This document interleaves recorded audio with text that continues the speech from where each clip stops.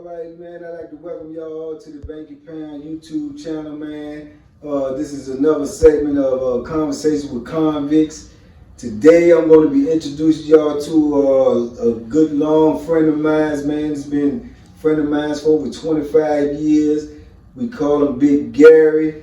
He has a compelling story, man. A hell of a journey from in there to out here now to what he's doing. Positive out here. He's doing good things. He's working. You know what I'm saying. He's out of trouble. He's doing everything that he could be doing out here to be a productive citizen in life, and that's what we all about, man. The transition for him has been smooth.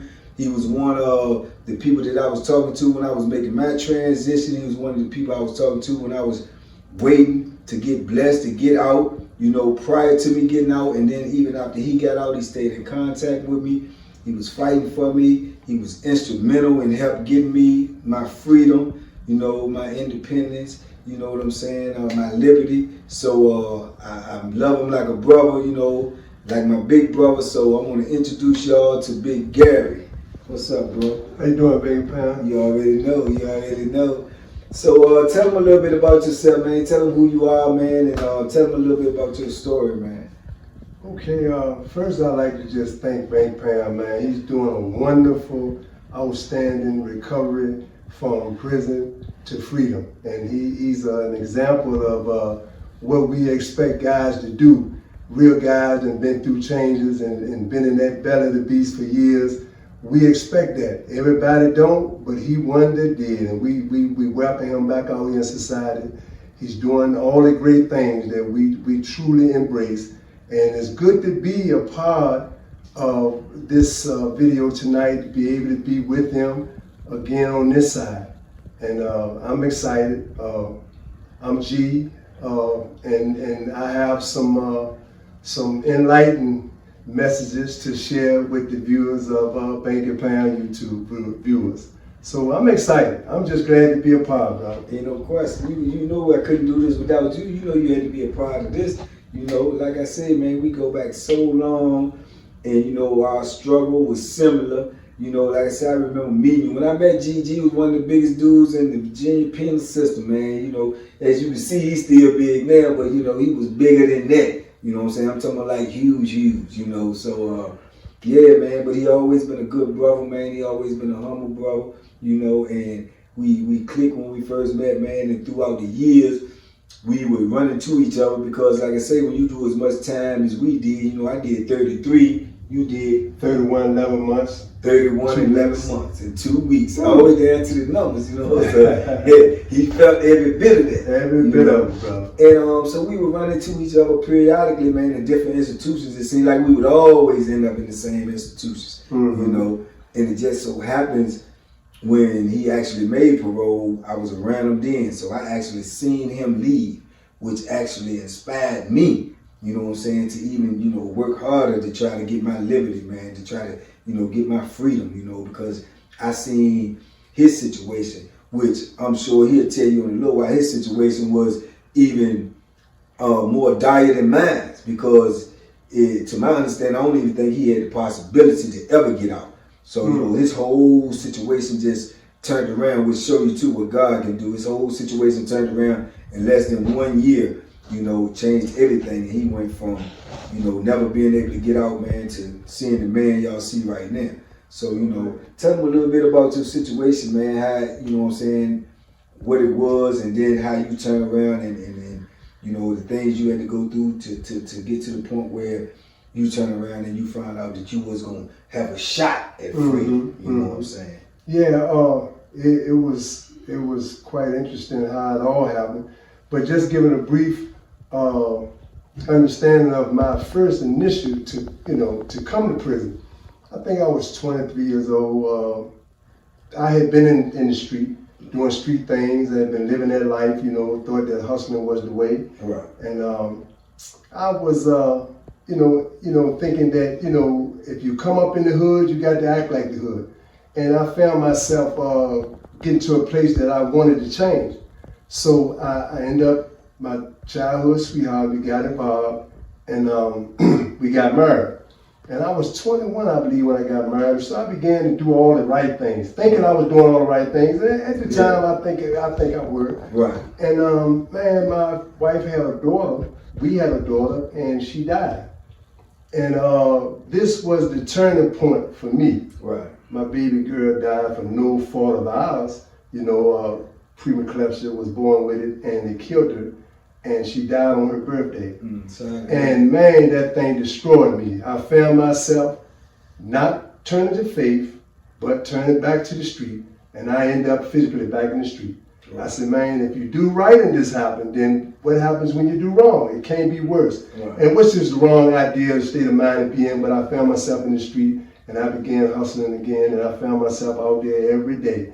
And when you're in the street every day, right, street stuff happens. And I was in a situation one night that landed me in jail, and altercation took place, and I found myself going in front of a judge being tried with cases that I knew had no idea where they came from. Right. 32 charges I was charged with. Of course, none was any raping or child molesting or murder, but there was charges that I had no idea how I got it. Right. But I had that mindset that, man, I'm angry and I'm in society. I'm in the street. I'm young and I'm doing what street stuff, I'm involved in the street stuff. Right. And like I said, I'm in trial, and I heard the judge say, this guy is a menace to society because his behavior is truly not manageable. He have no respect for authority. And the next thing I heard was 1 life sentence, 2 life sentences, 3 life sentences, and 48 years. And I had my family, my mom, and everybody was in court, and they said, what in the world did that man just say? And they said 3 life sentences and 48 years with no possible chance of parole. So that means you die in prison. Your last freedom would be today, when you was arrested, and this is where you would die in prison. And I was sentenced to 3 life sentences and 48 years for a bunch of charges, and probably 20 of them is something I had no involvement in. You was 23? I was 23 years old.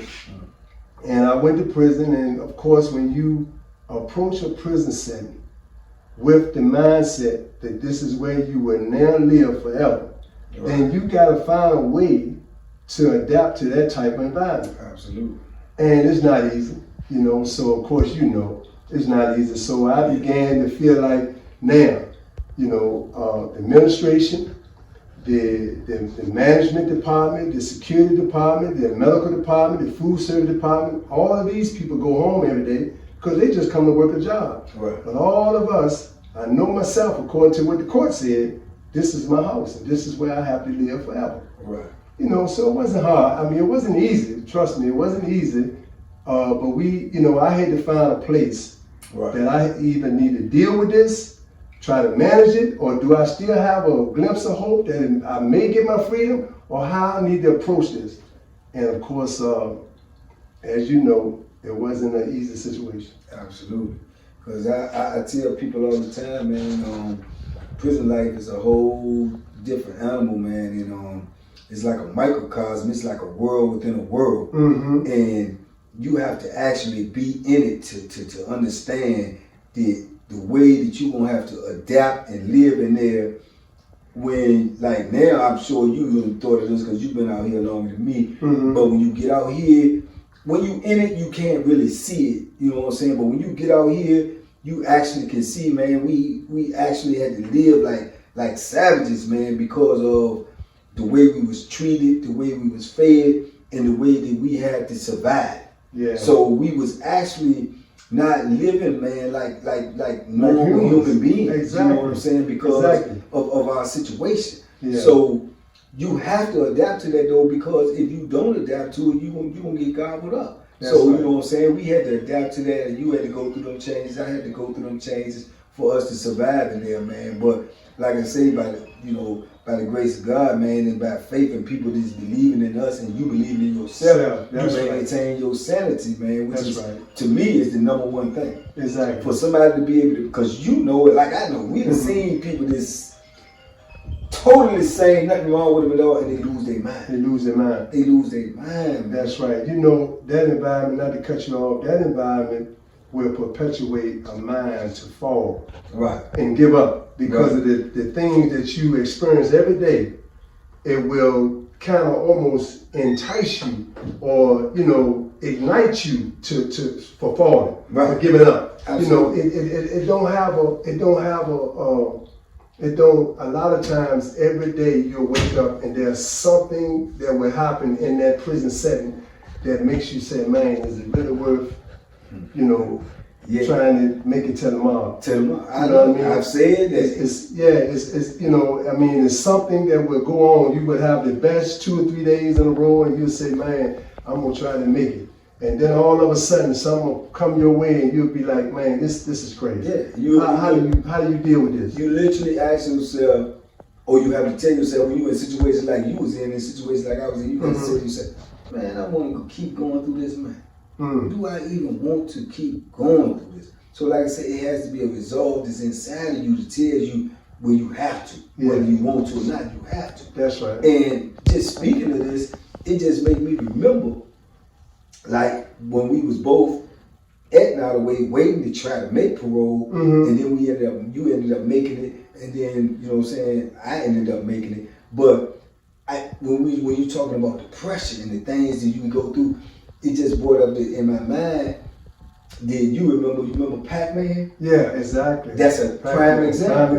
That dude, man, used to be on the maintenance crew, and he was always smiling, always had a smile on his face, always laughing and having fun. And right before or right after I left, you had already gone. Yeah, right after I left, when I was in the entry, then I got the word that he just abruptly just hung himself. Out of the blue. Yeah, hung himself. And you would never expected that. I didn't see it at all. When they told me, I was like, what? Yeah. I said, the maintenance guy, Pac-Man, it was like, yeah. Yeah. He said he dead, man. He hung himself. Yeah. Because it's the pressure that he was under that he used to try to mask with his smile. But see, he was in a situation I heard too that he won't get out. Yeah. You know what I'm saying? Yeah. So that type of pressure, man, will make a person fold. It will make the strongest people fold. So like I say, that's a testament to your fortitude, because you live, as you know, like I say, 31 years with that assumption that you was gonna die in there. That's right. And you could have lost your mind at any time. At any time. Because of the pressure. And I want to interject, and you're right. And when you in prison with that kind of time, and you said, and you being dictated to that, you was told, right, you're never coming home. No chance, no possibility of parole. Yeah. Now you have situations that happen, that life goes on in your family, and I recall when my mother passed away, and I said, man, hold up, and it was like, I felt like the anger was so great that I feel like I felt like I had to react. Right, if anything just happened to happen today or go wrong, I gotta react. Right, I gotta express this anger some kind of way. Right. So you gotta get to yourself, you gotta pull yourself to yourself, and you got to really, really search inside yourself and realize that you got to go one or two ways. You're gonna react angry, and you're gonna do something that you might regret again. Right. Or you're gonna humble yourself and say, is there a possibility, or do I have a glimpse of hope? Is there a chance, man? You gotta find somewhere within yourself a chance that you might can escape the reality, but bring into fruition the reality that you desire and hope for, and that's a chance for freedom. Yeah. And I'm glad I was one that was able to find that and reach that place, because it's a lot of guys that didn't make it. That started out with you and I. There's a lot of guys that gave up. A lot of guys couldn't take their life, but they started doing things that was going to take their life. They was going to take their life. And it ended up taking their life. Absolutely. And see, it's what I call it, like it's a double down effect, man. People will get in situations and they'll look at their situation and they'll say to themselves, like, this is so bad that it can't get no worse. So I'm going to do this. Well, I'm already in this situation, so I'm going to do that, But that's just the wrong way to think about it. That's the wrong way to look at it, because when people say that it can't get no worse, they always wrong. They always because wrong. If you're able to say it, that means you're alive, you're breathing. So it can get worse. You could be dead. You see what I'm saying? So situations can always get worse. And you don't double down. You say, well, this happened, so I might as well do this. Or I don't care. Or I got this amount of time. I might not never get out, so I might as well start doing this. Or I might say, just throw caution to the wind. You know what I'm saying? Or do some stuff that's suicidal. Yeah. You know what I'm saying? And dudes do that. You know what I'm saying? I done seen them do it. Yeah. You know, so it's cats, man, that, like I say, they was under that type of pressure and they couldn't handle it and they ended up folding. And that's not saying anything is weak about it, because the situation, I know and you know, it's a lot of pressure. It has crossed my mind when I was in there that I might not never get out. It crossed my mind several times. So what do? I had to come to myself and say, well, I want to keep going, or I want to keep on fighting. But it was times that I wanted to give up, you know what I'm saying? But I just had so many people that was behind me, so many people that depended on me, so many people that loved me, that I couldn't give up. You couldn't give up. I couldn't give up. That's right. You know what I'm saying? Right. But the pressure will make you want to give up. Yeah. So I don't want nobody to misinterpret me saying that the dudes that did take that route, that they any type of weaker than anybody else, because like I say, the pressure is so, you know what I'm saying, big that, man, it takes a lot to make it through. And you ain't just gonna make it through yourself. I mean, me personally, I believe you need people. Yeah, you need that support, man. That support is necessary. You know what I'm saying? You got to believe in something that's bigger than yourself. Yeah, you got to believe in something bigger than yourself. And just to expand on that a minute, you know, we all somehow, when we get to ourselves, we try to find ourselves. And some people, like you said, we can't do it ourselves. Right. So we search in other places because we need some spiritual balance as well. Yeah. And some people choose different religions, and you can't knock no religion. You just, if it works for them, then, you know, let them do what works for them. You know, but a lot of time we find ourselves, especially when the midnight hour come and then all the cells is locked and the lights get dimmer, and you find yourself, all you hear is keys turning. For the next hour or two before you fall asleep, all you hear is keys turning and doors shutting. And you ask yourself, man, dude, they said life, how can I do this for life? Yeah. And then what's so crazy, they'll say 2 lights in, 3 lights in, 4 lights in, 5 lights. You ain't got but one light. But one light. You know what I'm saying? So how do I do 3 of them? Yeah, I do 3 light sentences. You know, who you know live 3 times. So the numbers and the time they be giving people, or even they give people 100 years, 200 years. Who you know live 200 years? That's right. Truly accessible. It's accessible. But, you know, you know, and I don't want to try to, you know, speak for the court system, but I can say this. You know, a lot of times the mindset when they said life, they double the life sentences up because they want to kill any possibility of you getting out. Of you ever getting out. When they said 3 life sentences, they said, well, he might get 1 overturned, right? But not 2. They said, well, he might get 2 overturned, but they're not going to let him overturn 3. Yeah. You know, so they give you that time. They have it in their mind that they don't never want you to get. They don't want you to come home ever again. And you know,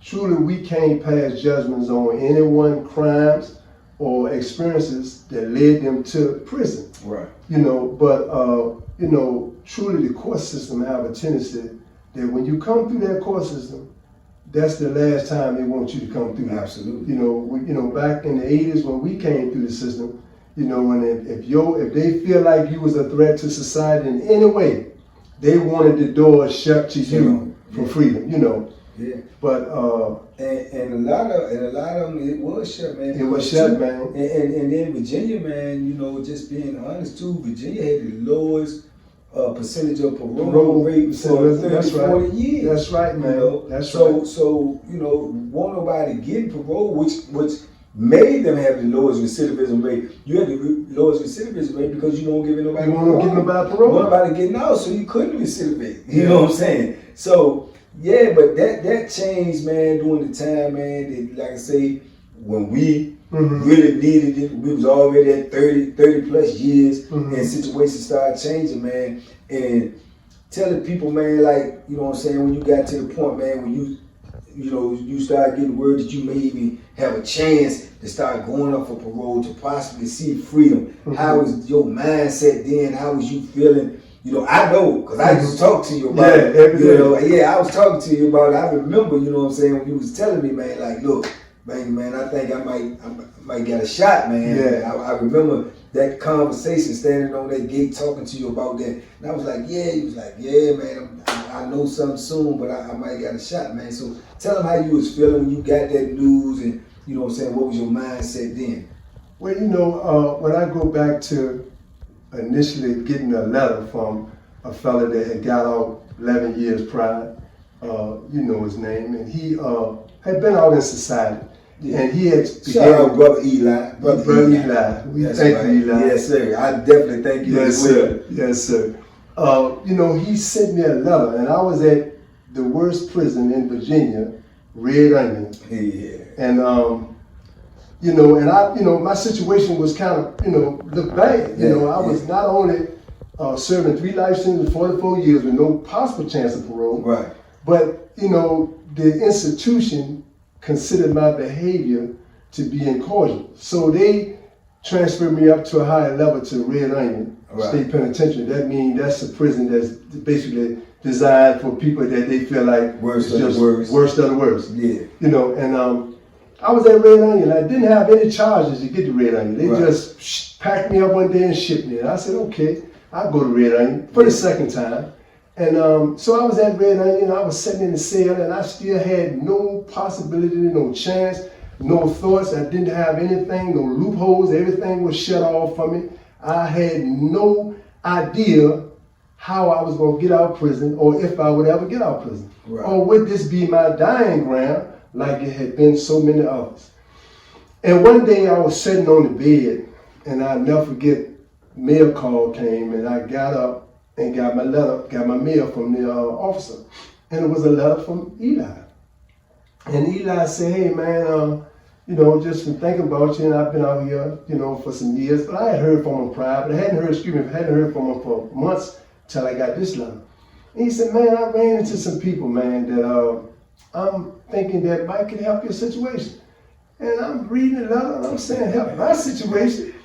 So I continued to read the letter, and he said, man, look, send me some of the things that went on in your initial case and when you was first convicted and sentenced.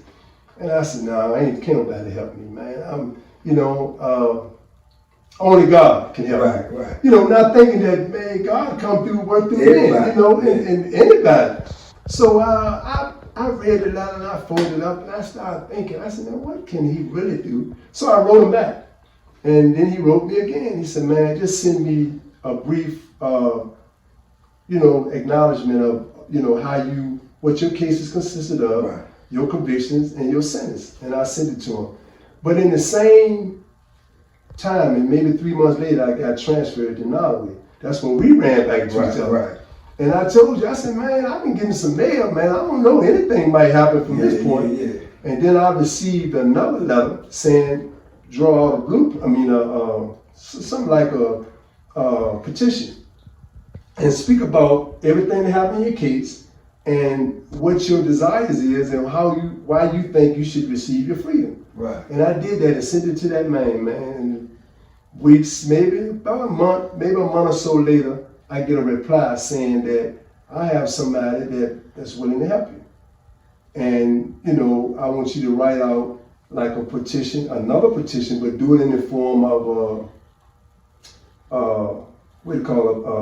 informal purpose, like you submitting a request to the court for a retrial. Right. But I want you to send it in form of a request for freedom that you have already served your initial sentence, 30 years. At this time, I had served 30 years, no possible chance of freedom, no way of seeing any way I could get out of prison.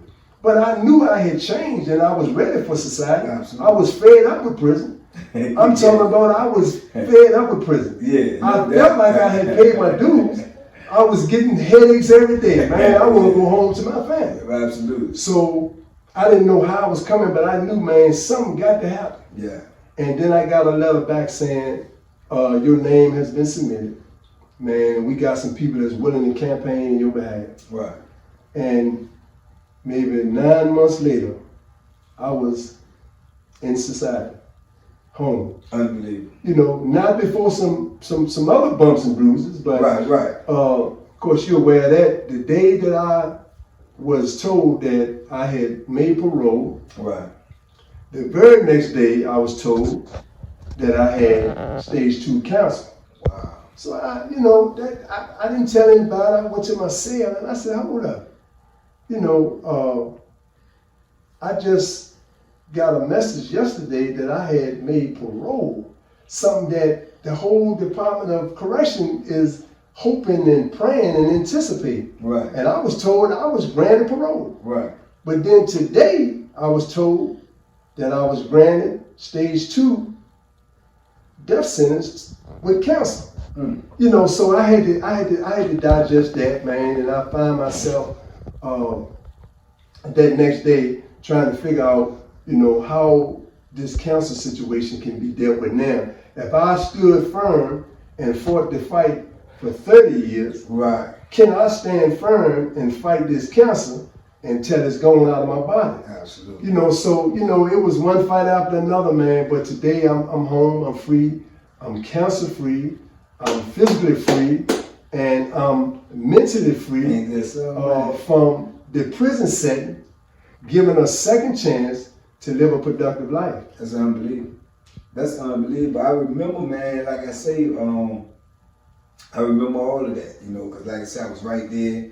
I remember you going, back and forth to the hospital to the chemo and stuff, but like I say, you were strong, you know what I'm saying? You was mentally strong and physically strong. And that's what I say, when people went through the things that we went through, you already got the outlook like, whatever it is, I can take. You know what I'm saying? Because like I say, you had to build up that shell. You had to build up that, that armor that lasts 30 years. That's right. And to have your mental still intact, to have your physical still intact, that's not an easy task. So like I say, I knew you was gonna be all right. It wasn't no doubt in my mind. But I know your mental state, that's a testament to how strong your mental state was.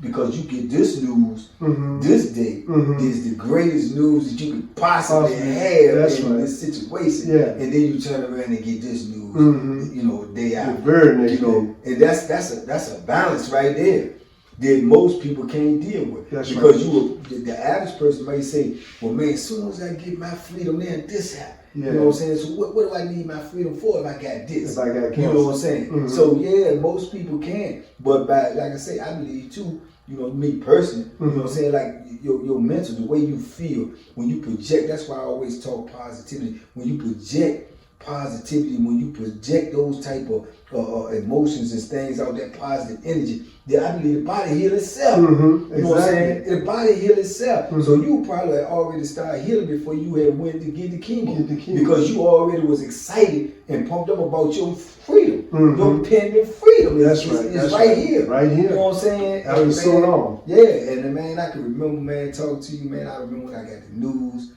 and it was like, man, G made parole today. I was like, what? Yeah. You know what I'm saying? And I knew, because I knew all what you were saying, but it just came so fast. Yeah, it did. You know what I'm saying? It did. It came so fast, man. And I just remember, like I said myself, man, I was like, man, I got to get out here, man. Yeah. I got to get out here, man. I remember talking to you and everything, man. And you was like, man, you going to make it, man. It's coming. And we was talking all about the process. And I was going through the same process, man. Mr. King and all that. Yeah, that's right. We was going through all them conversations right. in the Eli, and we trying to figure this joint out, man. And you was on your way out, man. And I remember you left, man. And I remember being so happy for you, man. You gave me your number and everything, man. And which a lot of people do in prison. You know what I'm saying? It's just true. They, oh man, call me, woo, man, I'm gonna talk to you. Yeah. And then you call them, you can't catch them, you can't find them, because they get out and they let the freedom overwhelm them. You know what I'm saying? And it ain't hard to do, because I'm out here, and that's why I know, but you gotta stay true to who you are. Yeah. And he one of the dudes who did that, man. I called him, he answered, man. I got to talking to him. He got to telling me the things that was going on in his life, how good it was to be out here in this free world. And man, he was just telling me, man, I'm gonna be here too, man. Just let me know, man. And he started working with me, man, and giving me information. And him and the other brother, Eli, other people, man, they was instrumental in helping me to stay focused, man, to get out there, man. And I see, when you see people that get out too, and they get out and they start doing things that's productive, and they start transitioning, and the transition is not that hard. Because like like I know a lot of people, when we was in there 30 years, you see come back. First thing they holler is, man, it's hard out there. You know what I'm saying? So I used to be like, man, how hard is it? You know what I'm saying? It's hard to get out. Yeah. You know what I'm saying? Yeah. So that's the hardest part. Yeah. So when you see people that do go out there, they do be successful, and they do, you know, get out here and get jobs and you know, get family oriented and do things that's positive, you be like, man, oh, I know him and he did it. I know I can do it. So it just give you more encouragement. Mm-hmm. So when I was talking to you, man, and I was seeing all the things you was doing, you boom, you got a job. Boom, you got another job. Man, this is going on. Then I said, man, you know, so that just give you more fuel to fight your fight. Yeah. You know what I'm saying? So yeah, that's how instrumental you was to me, man. Staying focused and trying to get out, man. You and a couple of other brothers, man, but you was right at the top of that list, man. That's why I told you. I said, and true story. You the first guy I called outside of my family when I was free. I remember. I called you on the first day. So you know what I'm saying? So yeah. So that just let you know, man, that's how much I appreciated you and everything, man. And then like say now, man, to see you, I still appreciate, man, what you doing, man. You staying focused, man. You looking good, man. You working, you know what I'm saying? You got your life going on. After all of that, man, to fast forward to where you is now in your life, what you doing, man, and how you feel about life and your freedom, man, and what it means to you right now. Man, you know, I wanted to mention, I remember I shared with you, when I came home, just a brief little message. When I came home, I was in that chemo. I was under the medication of chemo. So my freedom, you know, I felt the impact of my freedom, but the day that they told me I was going home, I was under the treatment. I was in MCV, cancer unit, and I was getting 2 different kind of chemos. Right? And I just want to, you know, let the people know that it's not always a death sentence. And you never give up on hope, because some kind of way something can happen. Right. But people counted and it wrote me off. And when I, you know, a lot of people thought I had died in prison because I had been gone so long. Right. And then when they heard that I may have had cancer, they thought I was going to die before I get my freedom. You got out. But I wanted to say the day that I came home, they didn't pick me up from prison. They picked me up from the prison ward in MCV Hospital, cancer unit. And I didn't even know I was coming home. I was laying in the bed and I had a port in my chest, you know, and the port was pumping in a chemo called doxorubin. And I had a syringe in my arm that was pumping in a chemo called dioxazine, right? So I was taking 2 different chemos. They was trying to, you know, kind of make the tumor that I had called liposarcoma tumor in my leg. You remember how we used to do squats so much, leg lunges, and you know, and you know, some kind of way I injured my knee, and I didn't go get any medical treatment, and the fluid leaked off my knee into my femur tissue, and it created a cancer, which turned into a tumor and got bigger and bigger, and that's what I was dealing with. But anyway, the day that they came in my hospital room and said, man, get up out that bed. You know, it's 6 o'clock in the morning. Yeah. And you know, I'm you know, just laying there, and I got the chemo running through me, and the guy that came in was the superintendent of the prison medical ward at MCV. He said, man, get up, man. You got some better things to do than lay in that bed today. And I looked up at him and I turned my head like, you know, man, I don't want to hear that right now. Right, you know. right. So he said, man, get yourself together, man. Some people here to pick you up. And I said, people here to pick me up. So, you know, like I said, the chemo kind of how you, you know, on like a, low sedated level, energy level, and you looking at him. I'm looking at him like, you know, what are you talking about, sir? He said, man, get up, man. Some people here to get you.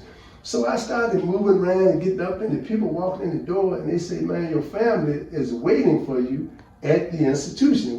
We tried to let you go home from here, but you got papers to sign at the institution. And I said, let me go home. I said, I go home today? He said, you go home today. Wow. Man, I jump up out that bed and start taking the IV, and they said, hold it, let the nurses do that. So make a long story short, energy level went straight. The energy level went straight to the roof. Yeah. And so I go down, I get in the car, and I go back to the institution. And I'm looking around in the parking lot, and I'm trying to see where my family at. Right. And I go in, had to sign some papers, and before I went home, before I came back out to go home, I got a chance to see a lot of the brothers that were still fighting that fight. Right. A lot of brothers that was looking at me, was hoping that I was getting better, Right. as far as my medical status. But they knew that I was, and they looked at me and said, man, they said you was going home. I said, they brought me back here.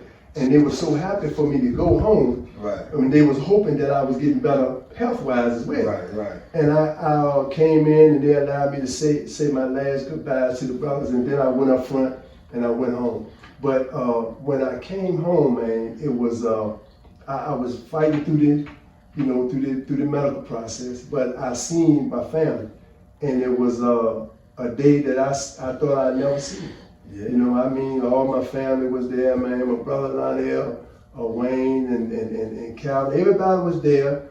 You know, and you know, all of my nieces and nephews and everybody came to support me, and I didn't. The impact of my freedom didn't quite hit me because I was still wrestling with how you stay healthy for 30 years. Right.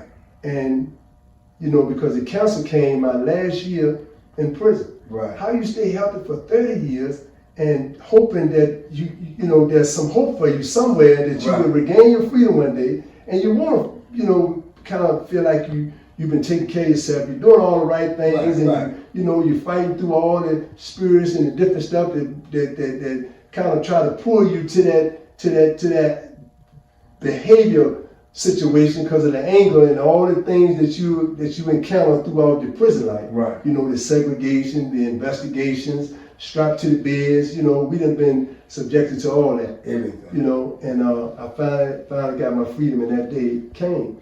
So, you know, then the reverse started playing.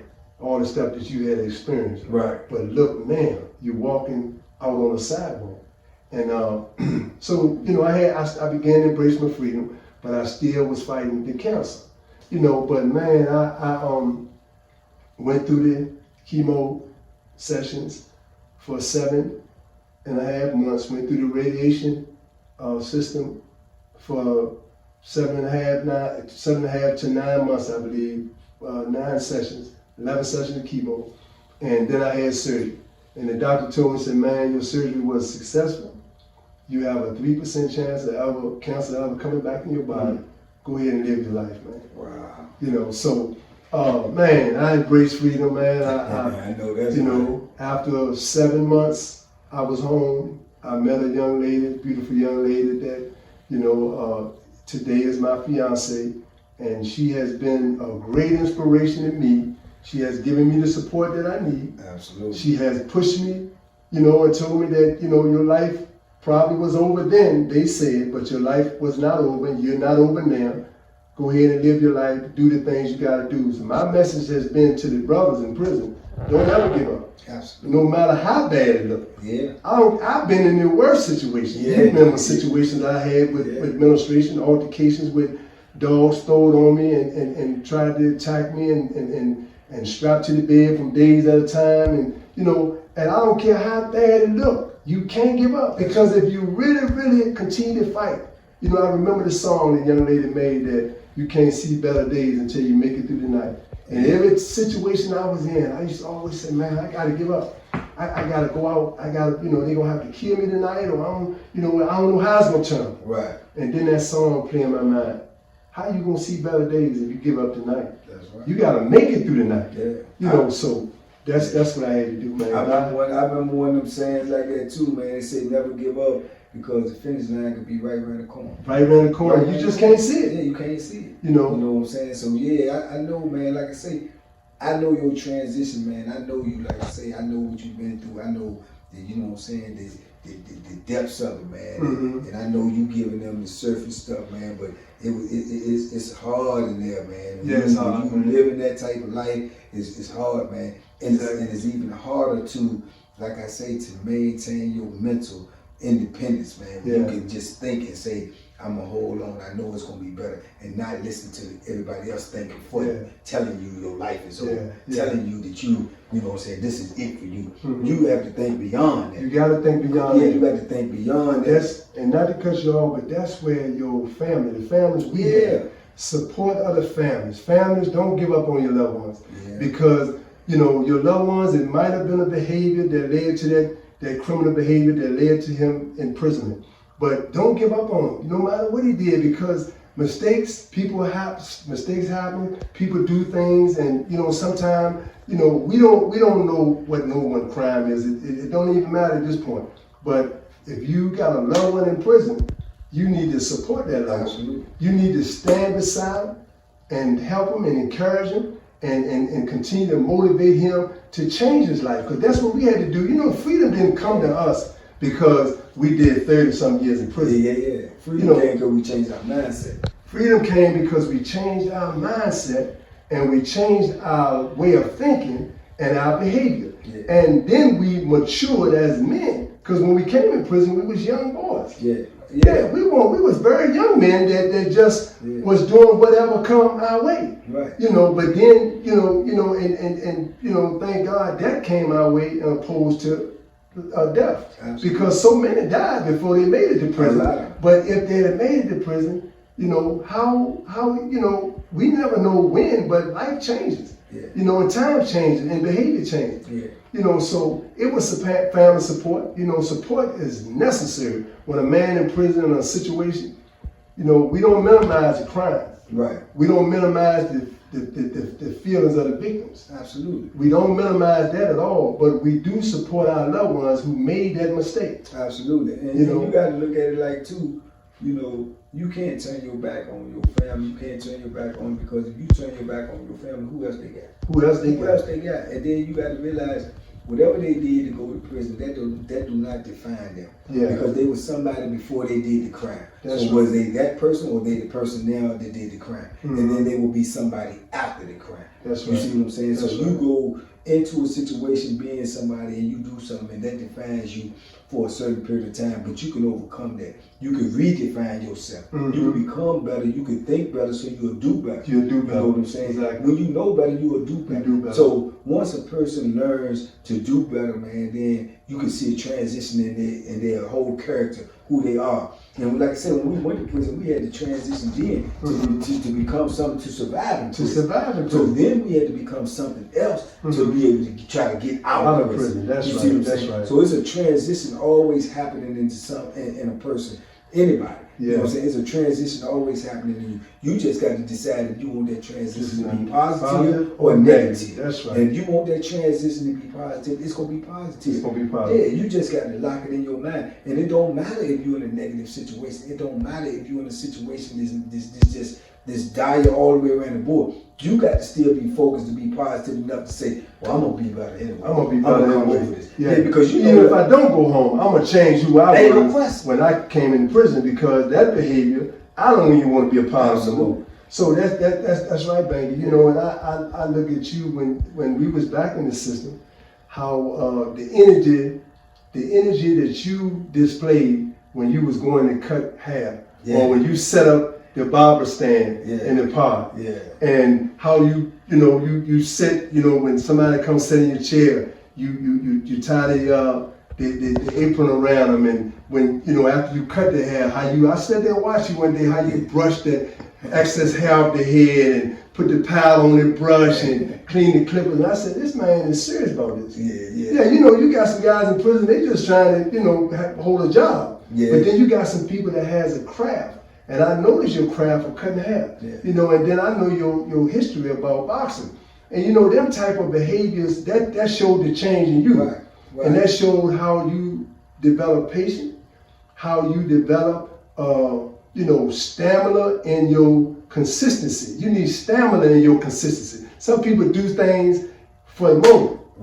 They had no stamina. But if you implement stamina in your consistency, you teach people as you go. Absolutely. Because people see that, man. He consistent with what he do. You got to take pride. You got to take pride in everything you do. And that's what I always try to do. If I was doing something, I try to take pride in it.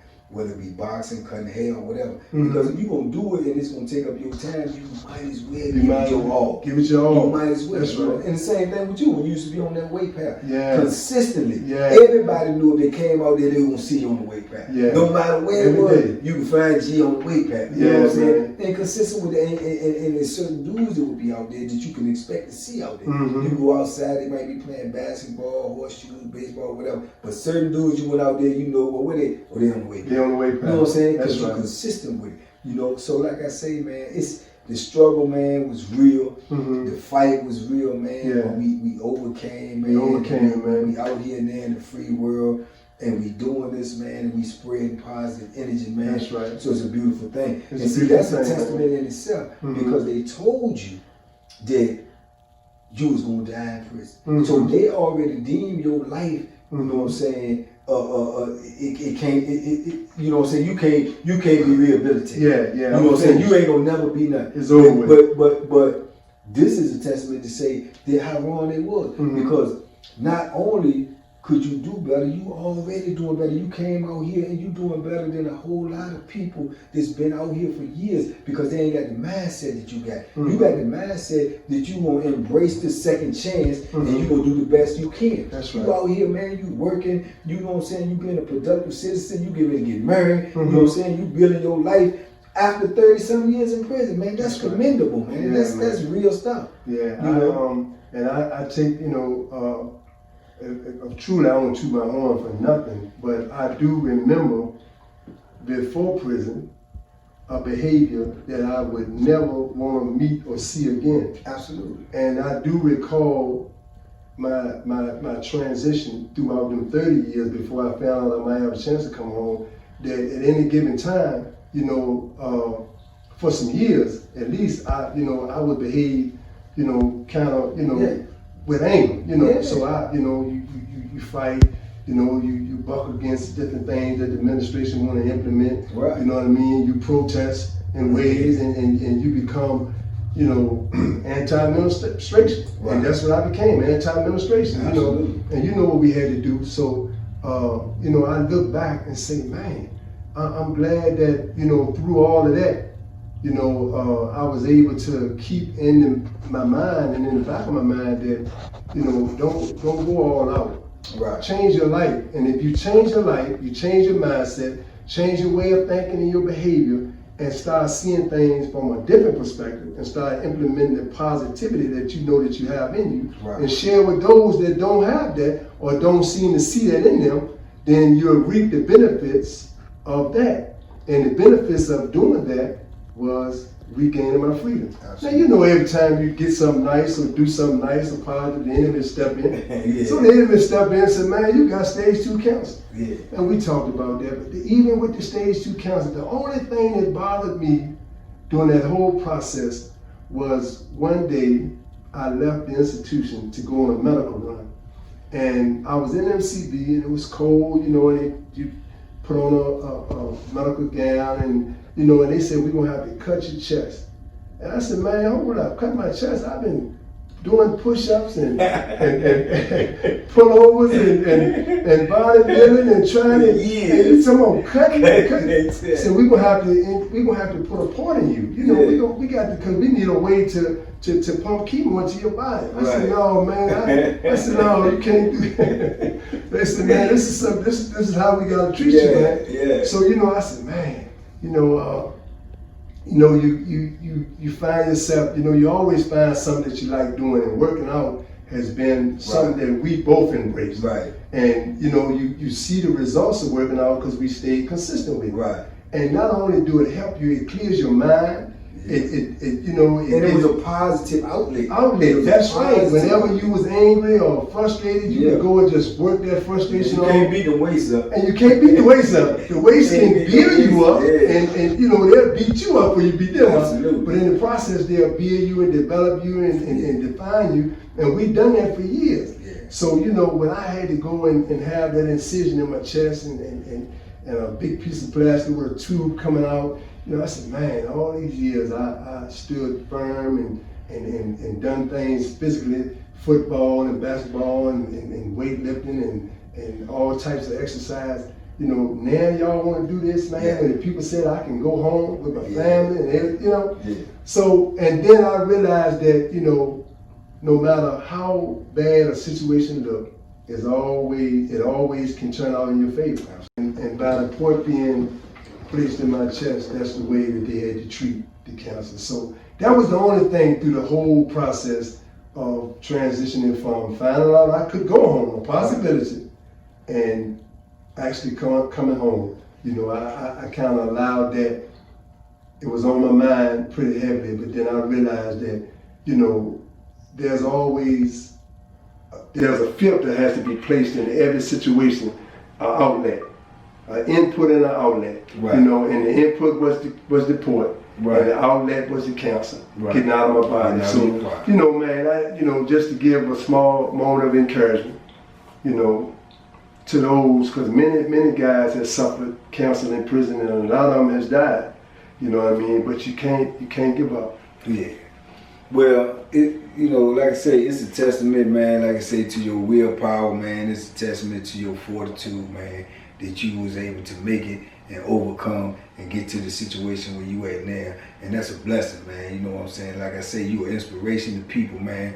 And people gonna get a lot out of your story. I know they are. You know, like I say, man, I love you like a brother.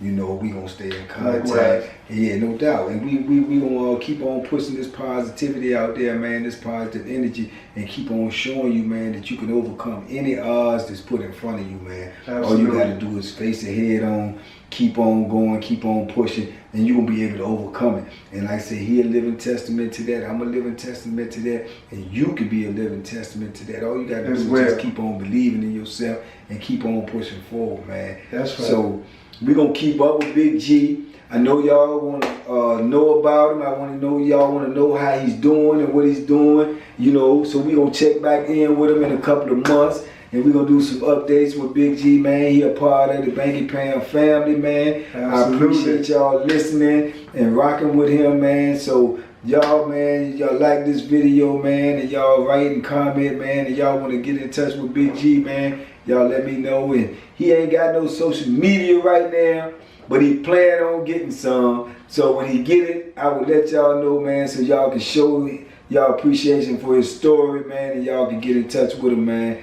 But I'd like to thank y'all for watching this, man. Big G, you want to say anything to him before we leave out of here? Yeah, again, I'd like to commend you, brother, for giving me this platform to share my story. It gets deeper, and we probably have a continuation. Absolutely. Second half, but I appreciate you giving me this opportunity. And just to speak shortly to the viewers, every situation, because your loved one maybe, or your son, or your husband or daughter is in prison, don't mean that it's the end of their life, because everybody and anybody can change. And change bring about a new beginning. All they need is a chance. Give them that chance. Absolutely. That's well said. And with that being said, man, I'd like to tell y'all out there, man, I appreciate y'all. I love y'all, man. Y'all keep on rocking with me, man. I appreciate y'all. Y'all already know. And as always, I tell you to be safe, be smart, and make good decisions, man. We love y'all out there, man. Peace.